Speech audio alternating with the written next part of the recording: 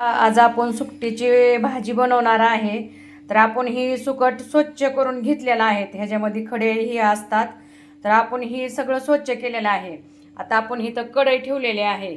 तर आपण हे भाजून घेणार आहे आधी. हो का, आता आपण भाजायला टाकलेलं आहे. तर आपण आता हलवून घेऊया हे.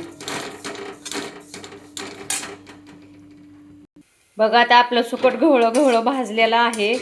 आणि आता मी ही एकटी पुरते बनवायला लागले, का तर मुलं खात नाहीत, ह्याचा वास येते म्हणून मुलं काही खात नाहीत, त्यांना चिकन लागते, ती काही सुकटीची भाजी खात नाहीत.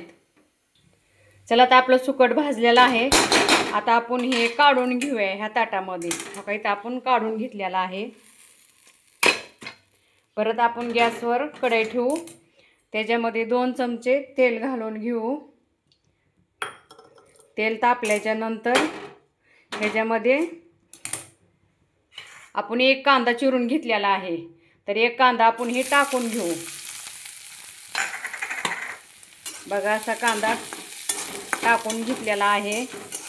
तर हे गव्हळा गव्हळा भाजून घेऊया ह्याला आता. बघा, आता आपला कांदा गव्हळा गव्हळा भाजलेला आहे. तर आपण बघा इथं लसूण आणि कोथिंबीर मीठ टाकून काढून घेतलेले आहे. तर आता आपण हे तळायला टाकून घेऊया.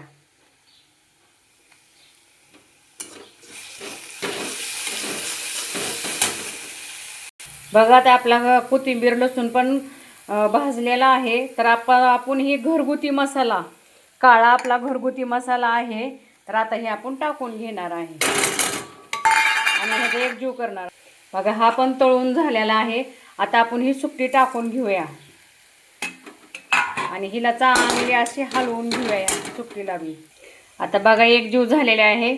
तर आता आपण थोडं पाणी घालून घेऊया शिजण्यापुरतं. ह्याला शिजायला थोडं पाणी घातलेलं आहे. आपल्याला हे सुकीच बनवायचे आहे, पण थोडं पाणी घालून घेतले आपण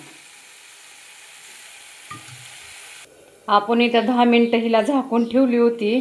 तर बघूया आता आपण शिजली का. बघा, हो का, इथं कशी शिजायला लागली. तर आपण हिला झाकली होती. चला बघा, आपली आता एकदम सुक्की सुक्की झालेली आहे.